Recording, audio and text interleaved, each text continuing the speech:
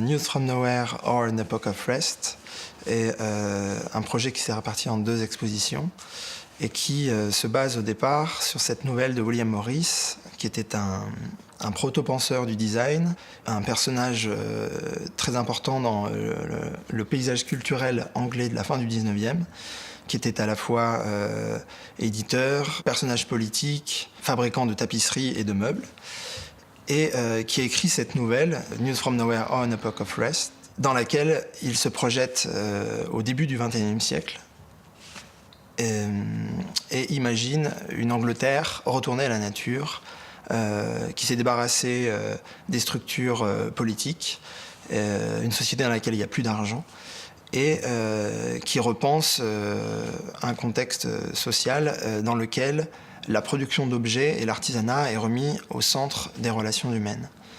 Et donc je me suis demandé comment William Morris, chargé de ces idées politiques qu'on retrouve dans la nouvelle, aurait produit aujourd'hui des tapisseries. Pour ça, je suis allé équipé de mes propres techniques numériques. Je suis allé dans le parc du centre d'art dans lequel le projet a démarré. J'ai filmé les fleurs qui étaient dans ce parc. Ensuite, j'ai reprojeté sur des scanners dont l'image qui en est sortie a été imprimée sur des imprimantes jet d'encre que j'avais transformées.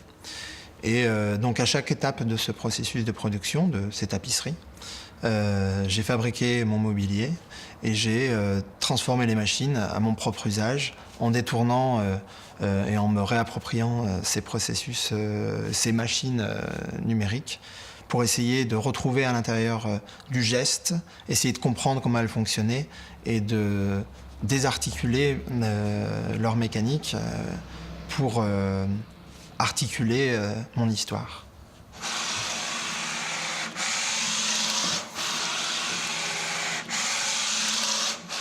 Dans mon travail, je m'intéresse énormément au processus de production, à l'appropriation des moyens de production et la mise en place de production ou de traces de production qui sont aussi des chaînes narratives ou des indices narratifs.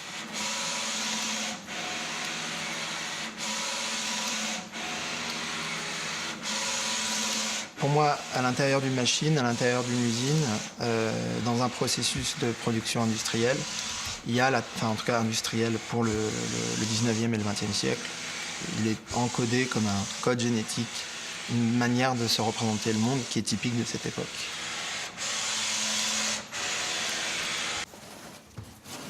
Le fait qu'une grande partie du travail aujourd'hui ou de la production soit dématérialisée donne envie à la fois d'ouvrir la boîte noire pour voir comment ça fonctionne, pour essayer d'y retrouver des gestes. Ça donne aussi une nouvelle vision ou une nouvelle considération, de nouvelles questions sur la manière dont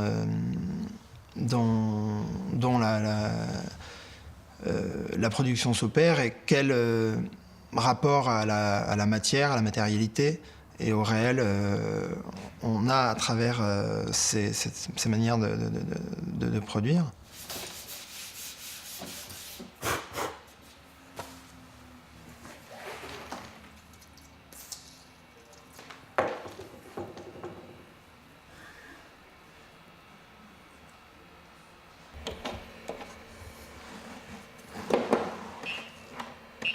Par exemple, à l'intérieur d'un objet imprimé en 3D, il y a toujours un virtuel très présent. C'est-à-dire que la forme est comment dire, un modèle qui est simplement injecté de matière.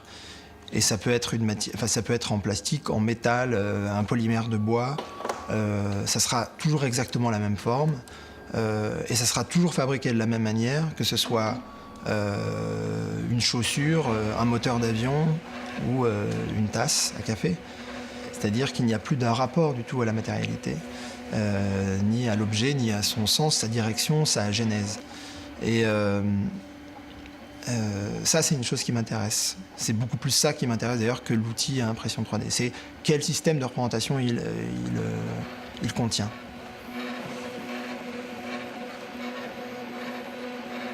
Toutes ces machines numériques qui sont ton ordinateur, l'imprimante, ton compte Facebook comme média, l'appareil photo numérique sont des outils, mais ce sont des outils qui sont conçus et relativement formatés, donc tu es l'usager, quoi.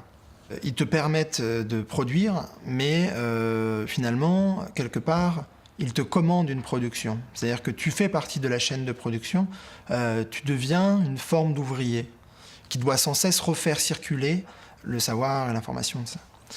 Et intervenir à cet endroit-là, changer, modifier l'outil, ou lui faire changer sa destination, ou le faire bégayer, mal marcher, de le mettre en crise, c'est assez politique. C'est sortir de la chaîne, quoi. La manière dont on regarde ou on fantasme l'avenir rempli de technologie contient ces deux aspects, à la fois une inquiétude du contrôle et d'un rapport au monde ultra-libéral, et aussi la possibilité de construire soi-même ses outils et de partager. Enfin, en gros, il y a à la fois une pensée de droite et une pensée de gauche qui sont manifestes dans ces technologies, enfin en tout cas dans l'image ou dans le discours ou dans le débat qu'il y a autour. Et pour moi, ça contient absolument les deux. C'est à chacun de choisir ce qu'il veut en faire, quoi, et vers là où il veut aller.